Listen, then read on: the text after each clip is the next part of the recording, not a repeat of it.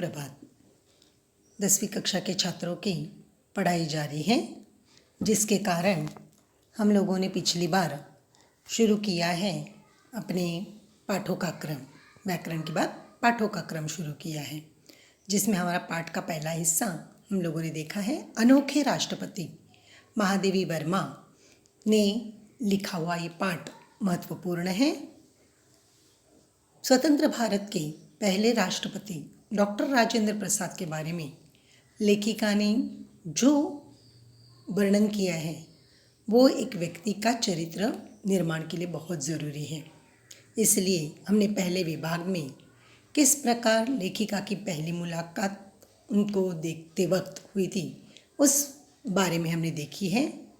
उसी भाग को, पाठ के इसी विभाग को आगे चलते हुए आज हम अनोखे राष्ट्रपति के और कुछ चरित्र निर्माण के गुणों के बारे में, उनके स्वभाव के बारे में, उनके व्यवहार के बारे में, इतने बड़े पद पर रहकर भी कैसे उन्होंने किया कार्य, ये बात देखने जा रहे हैं। इसलिए अनोखे राष्ट्रपति पाठ 5वां महादेवी वर्मा का लिखा हुआ पाठ ही है, जिसका अगला विभाग आज हम देखने जा रहे हैं।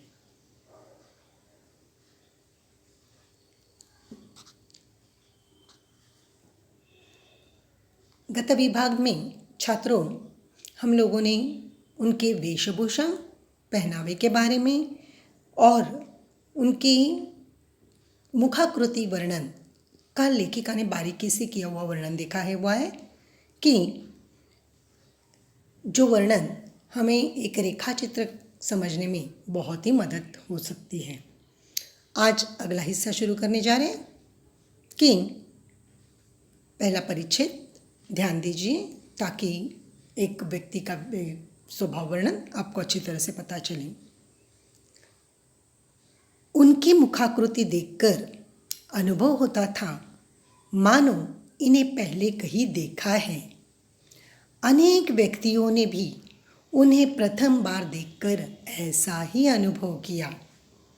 बहुत सोचने के उपरांत ही उस प्रकार की अनुभूति का कारण समझ में आ सका। देखिए लेखिका का कितना बारीकी से वर्णन है कि लेखिका कहती है कि डॉक्टर राजेंद्र प्रसाद की मुखाकृति, मुख माने चेहरा, आकृति माने चेहरे का जो वर्णन है वो एक देखकर ऐसा लगता है कि हमने बहुत सब लोगों को, जो कोई उन्हें दिखता था तो उन्हें लगता था कि हम पहले इनसे मिल चुके हैं। ऐसा लगता था कि एक सामान्य होने के बावजूद भी कैसे उनकी मुखाकृति का स्पष्टीकरण लेखिका ने किया हुआ है कि अनेक व्यक्तियों ने भी उन्हें पहली बार देखा तो ऐसा लगा इनको पहले कहीं हमने देखा है, ऐसा ही लगता था। क्यों? क्योंकि उसके पीछे का एक महत्वपूर्ण कारण लेखिका आगे हमें बता रही है। राजेंद्र बाबू की मुखाकृति ही नहीं, उनके शरीर के संपूर्ण गठन में एक सामान्य भारतीय जन की आकृति और गठन की छाया थी। अतः उन्हें देखने वाले को कोई न कोई आकृति या व्यक्ति स्मरण हो आता था और वह अनुभव करने लगता था कि इस प्रकार के व्यक्ति को पहले भी कहीं देखा है।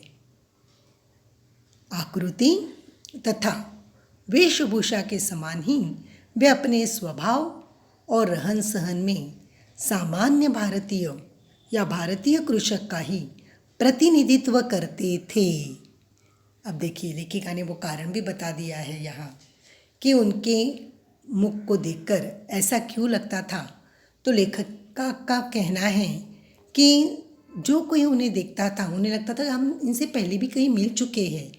तो इसका एक कारण लेखिका बता रही है कि भारतीय कृषक, कृषक माने भारतीय किसान, एक किसान का जो व्यक्तिमत्व होता है जिसका प्रतिनिधित्व करने वाले राजेंद्र प्रसाद के व्यक्तिमत्व में एक भारतीय किसान का प्रतिनिधित्व लग रहा था। कृषक माने किसान, किसान जो भारतीय संस्कृति का मूल आधार है वे सामान्य भारतीय इसलिए कहा है कि आकृति तथा वेशभूषा के समान वे स्वभाव और रहन सहन में भी एक भारतीय कृषक माने किसान का प्रतिनिधित्व करते थे। अब ये सारी बातें लेखिका इतनी अपनेपन से कह रही है क्योंकि इतने बड़े पद पर पहुंचने वाले राष्ट्रपति का एक सामान्य वर्णन भी हर एक को याद रहता था। प्रतिभा और बुद्धि की विशिष्टता के साथ साथ उन्हें जो गंभीर संवेदना प्राप्त हुई थी वही उनकी सामान्यता को गरिमा प्रदान करती थी। व्यापकता ही सामान्यता की शपथ है, परंतु व्यापकता संवेदना की गहराई में स्थिति बनाए रखती है। अब लेखिका आगे स्पष्ट करती है कि प्रतिभा और बुद्धि के साथ साथ उन्हें जो संवेदना प्राप्त हुई थी, प्रतिभा माने बुद्धिमत्ता और बुद्धि माने जो उन्हें बोलने की जो बुद्धि माने बुद्धिमत्ता और प्रतिभा माने कला कौशल जो होते हैं जो उनके साथ थे, जिनके कारण वे सामान्यता गरिमा माने गौरव प्रदान करती थी। वे केवल प्रतिनिधित्व करते थे, किसान का लग रहा था, लेकिन उनकी बुद्धि की विशिष्टता कहा है कि वो गरिमा माने गौरव प्राप्त करने लायक थी। और इसी कारण व्यापकता सामान्यता की शपथ है, परंतु व्यापकता संवेदना की गहराई भी बनाए रखती है। इतने बड़े पद पर थे, बुद्धिमान थे, प्रतिभावान थे, सब बातों का अच्छी तरह से अध्ययन करते थे। प्रतिभावान व्यक्ति बहुत ही क्षेत्र में माहिर हो जाता है, कुशल हो जाता है और इसके कारण उन्हें गौरव प्राप्त मिलता है। यही बात लेखिका यहाँ स्पष्ट करती है कि सामान्यता की शपथ है, लेकिन संवेदना की गहराई में स्थिति बनाए रखती है। उनके स्वभाव विशेष का वर्णन कि वो एक इतने बड़े पद पर पहुँचे तो भी भले वो मुखाकृति या वेशभूषा में उनके किसान का व्यक्तिमत्व हो, लेकिन उनकी बुद्धिमत्ता से वो गौरव प्राप्त करते थे। उनकी वेशभूषा की अस्त व्यस्तता के साथ उनकी निजी सचिव और सहचर भाई चक्रधर जी का स्मरण अनायास होता है। जब मौजों में से पांचों उंगलियां बाहर निकलने लगती, जब जूतों के तले पैर के तलवों के गवाक्ष बनने लगते, जब धोती कुर्ते कोट आदि का खद्दर अपने मूल ताने बाने में बदलने लगता, तब चक्रधर इस पुरातन सज्जा को अपने लिए सहेज लेते। अब ये महत्वपूर्ण है। लेखिका उनके वेशभूषा के बारे में पहले ही उन्होंने वर्णन किया है। अब उनकी वेशभूषा का ख्याल करने वाले उनके निजी सचिव, पर्सनल सेक्रेटरी जो होते हैं, निजी सचिव जिसे कहा जाता है, और उनका नाम है चक्रधर, सहचर भाई चक्रधर।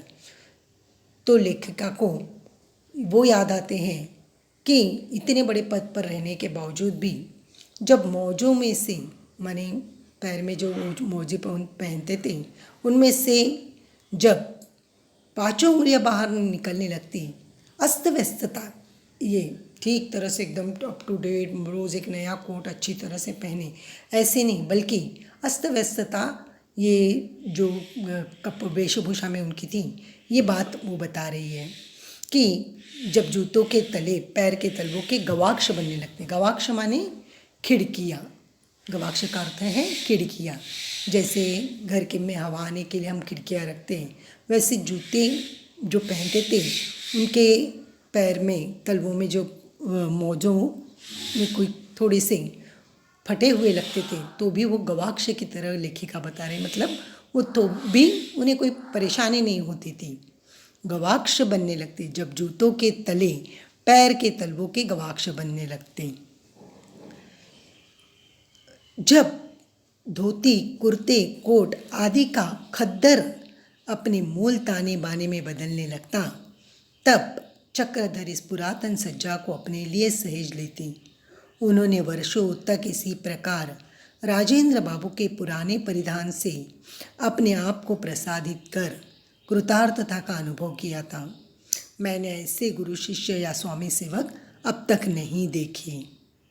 अब ये लेखिका का अनुभव है कि उनके जो पर्सनल सेक्रेटरी थे चक्रधर सहचर भाई जो थे चक्रधर जी, उनके बारे में वो बता रही है कि जब राजेंद्र बाबू के ये परिधान माने वेशभूषा पुरानी हो जाती थी, उन्होंने वर्षों तक इसी प्रकार राजेंद्र बाबू के पुराने परिधान से अपने आप को प्रसादित करके माने वो उन्होंने गुरु के हर सामग्री को अच्छी तरह संभाल कर रखा था। गुरु शिष्य ये वर्ड हमने पहले भी देखा हुआ है, याद आया?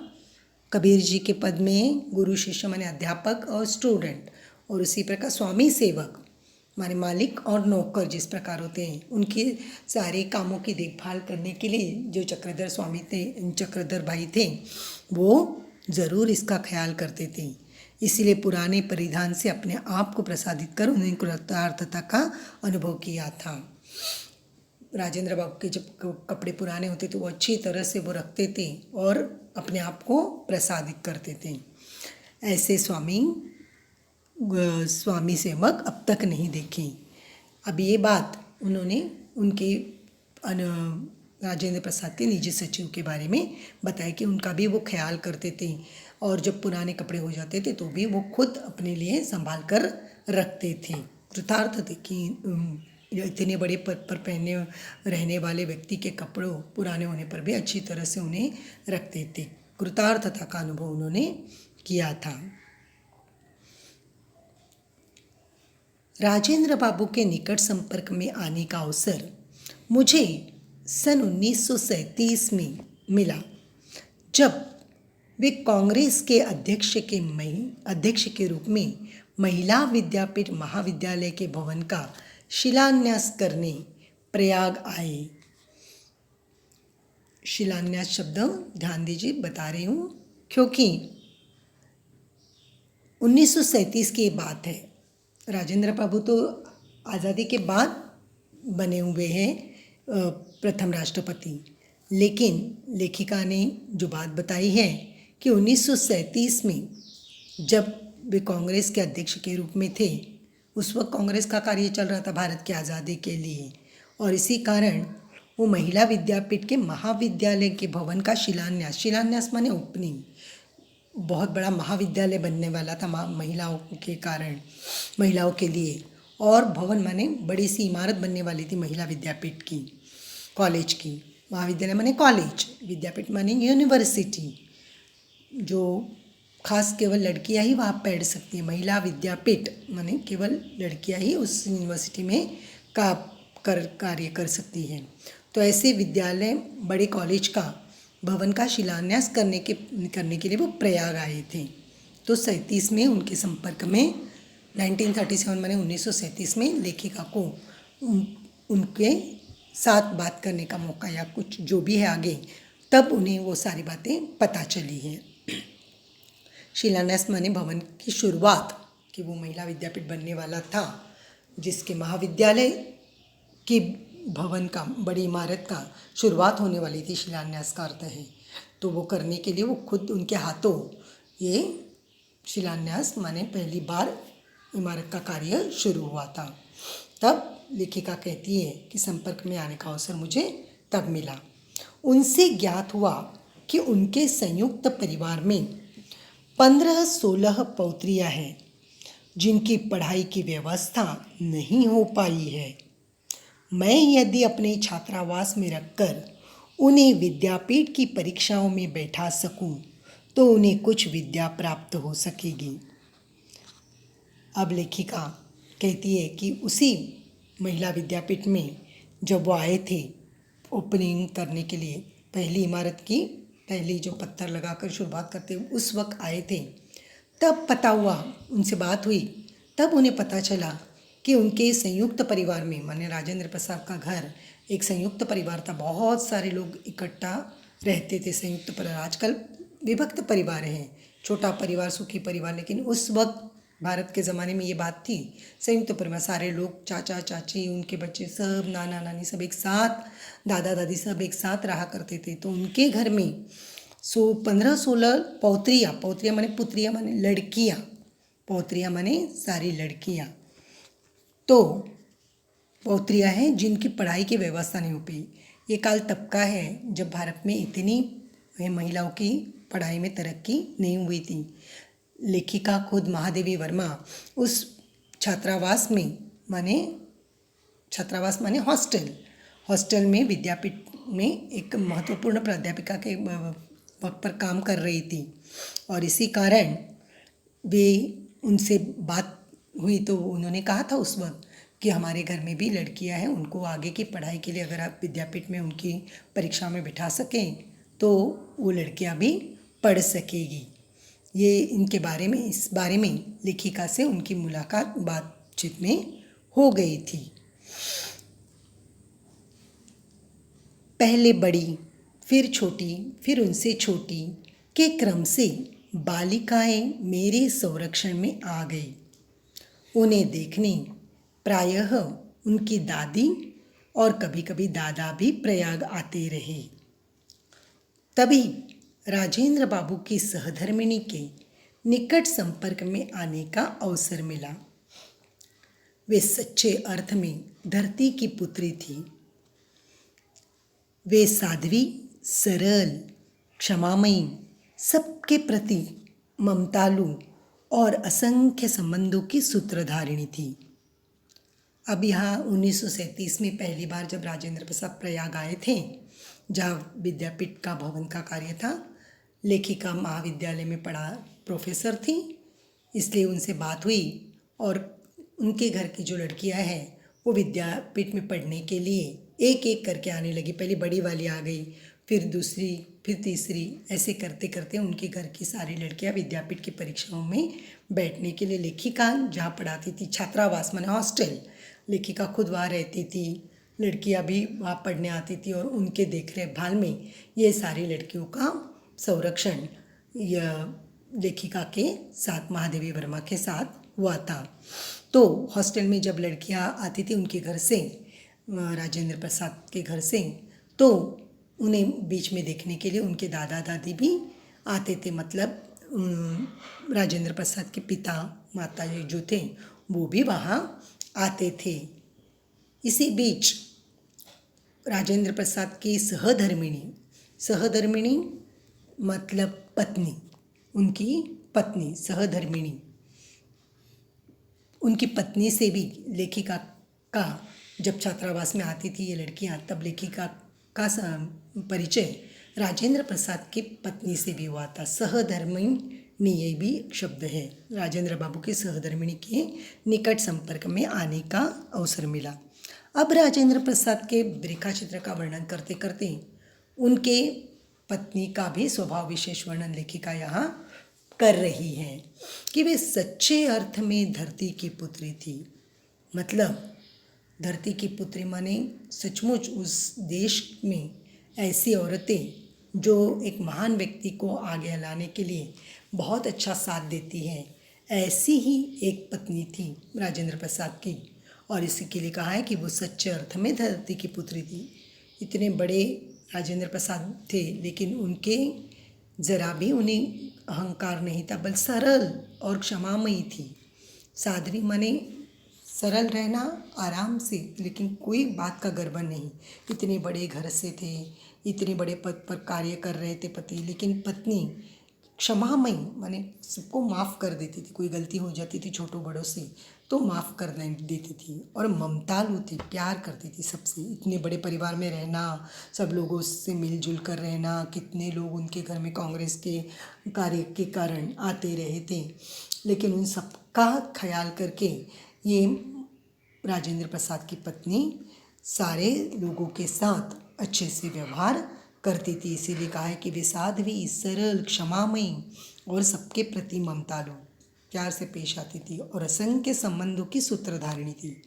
माने इतने बड़े घर में रहते वक्त उन्हें हर एक से रिश्ता निभाना पड़ता था, लेकिन वो कभी अच्छे से ही सबके साथ पेश आती थी, कभी बुरे से नहीं। अनेक संबंधों की माने कितने सारे रिलेटिव्स उनके बने थे। संबंधों की सूत्रधारिणी का अर्थ है, समझ रहे हो? अगला हिस्सा हम देख रहे हैं।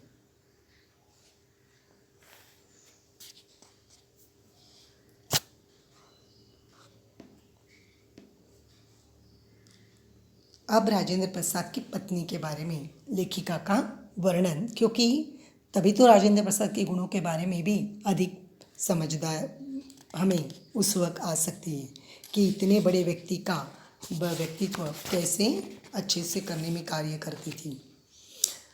ससुराल में उन्होंने बालिका वधू के रूप में पदार्पण किया था। संभ्रांत जमींदार परिवार की परंपरा के अनुसार उन्हें घंटों सिर नीचा करके एक आसन में बैठना पड़ता था। परिणामतः उनकी रीढ़ की हड्डी इस प्रकार झुक गई कि युवती होकर भी वे सीधी खड़ी नहीं हो पाती थी। ये बात राजेंद्र प्रसाद की सहधर्मिणी के बारे में बता रही है। और इसी कारण ये राजेंद्र प्रसाद की पत्नी जब उस वक्त के नियमों के अनुसार बालिका जब थे तो 12-15 सालों में लड़की की शादी हो जाती थी, तो जिसे कहा जाता है बालिका वधू। और उस वक्त वो अपने ससुराल में आई इतने बड़े घर में, तो संयुक्त परिवार था, पहले ही बात हुई थी, बहुत बड़ा घर था और इतने सारे लोग एक साथ थे। तो उस वक्त की परंपरा के अनुसार उन्हें घर की बहू थी तो सबके सामने नहीं आना पड़ता था, इसलिए वो झुककर बड़ों से बात की जाती थी। और इसी कारण एक आसन में घंटों सिर नीचा करके उस जमींदार परिवार में वो रहती थी। और इसी कारण लेखिका ने उनके व्यक्तित्व का भी वर्णन किया है कि वो सीधी नहीं खड़ी हो पाती थी घर में। परंपरा के अनुसार होगा, जमींदार की बहू है तो सबके सामने नहीं आती होगी, लेकिन झुक कर रहने के कारण बहुत बार या सिर नीचा करके रहने की वो आदत के अनुसार वो एक आसन में वहाँ बैठना पड़ता था उनके घर में। या इस प्रकार बार बार रहने के कारण शायद लेखिका को लगता है कि वो युवती होकर भी सीधी नहीं खड़ी हो पाती थी, क्योंकि आदत के अनुसार उनका झुक कर बार बार रहना, ये उनके रीढ़ की हड्डी पर असर हुआ होगा। सीधे आजकल जो स्वतंत्र के बाद हर कोई आराम से कर सकता है, लेकिन कई घरों की ये पद्धतियाँ थी कि औरतें सबके सामने नहीं आती थी, झुककर ही ये से गर्दन जो है वो सिर झुका कर ही रहती थी। इसलिए गर्दन के बीच जो रीढ़ की हड्डी होती है वो ऐसी झुक जाती थी कि वो सीधे नहीं खड़ी हो पाती थी, ऐसे ही सिर झुकाकर खड़ी रहती थी। वास्तविक रूप में वो बुढ़ी नहीं हुई थी, युवती थी, युवती माने जवान थी, लेकिन फिर भी वो खड़ी नहीं हो पाती थी कि ये उस वक्त की परंपरा के अनुसार हुआ है। लेकिन लेखिका ने ये बारीकी का वर्णन उनके किया हुआ है जो राजेंद्र प्रसाद की पत्नी के बारे में वे उन्होंने बताया है। मैंने पहले ही कहा कि बहुत इतने बड़े के घरों में लड़कियां भी पढ़ी नहीं थी, ऐसा वो काल था।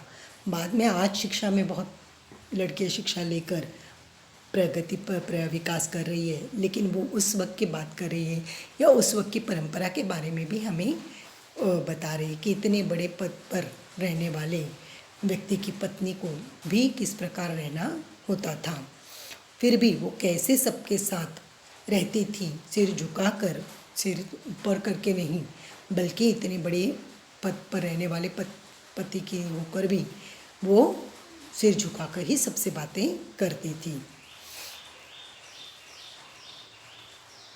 बालिकाओं के संबंध में राजेंद्र बाबू का स्पष्ट निर्देश था कि वे सामान्य बालिकाओं के समान बहुत सादगी और संयम से रहे। वे खादी के कपड़े पहनती थी जिन्हें वे स्वयं ही धो लेती थी। उनके साबुन तेल आदि का व्यय भी सीमित था। कमरे की सफाई, झाड़ पोंछ, गुरुजनों की सेवा आदि भी उनके अध्ययन के आवश्यक अंग थे। ये एक महत्वपूर्ण है कि राजेंद्र बाबू ने जब लेखिका से बात की और कहा कि मेरे घर की लड़कियां जब पढ़ने आएगी या छात्रावास में प्रयाग में, तो वो सामान्य बालिका जैसे हॉस्टल में दूसरी लड़कियां रहती थी उनके समान ही इनके घर की लड़कियां भी रहेगी। भले बड़े घर की लड़कियां थी फिर भी सादगी और संयम से रहे, ये स्पष्ट उनका आदेश निर्देश था।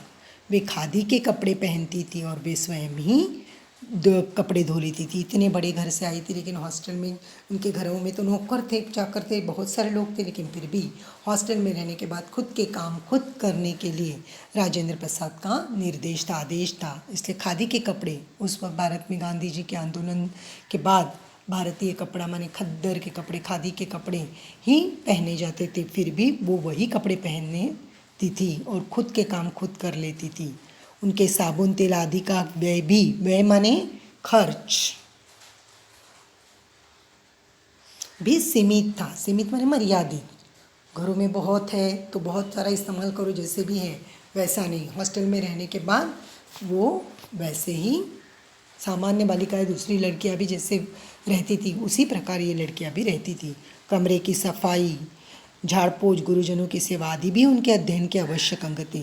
इतने बड़े घर से आई हुई लड़कियां यहाँ छात्रावास में, हॉस्टल में जब महादेवी वर्मा के साथ आई थी तो वो कहती थी कि राजेंद्र प्रसाद ने स्पष्ट निर्देश दिया था, क्योंकि वो कांग्रेस के अध्यक्ष थे तब उन्होंने कहकर रखा था बाकी लड़कियों की तरह ये भी कमरे की झाड़ू पोछ करेगी, सफाई करेगी और गुरुजनों की सारी सेवा भी करेगी, जो हॉस्टल के नियम के अनुसार, छात्रावास के नियम के अनुसार होगी, वह भी वो लड़कियां करेगी।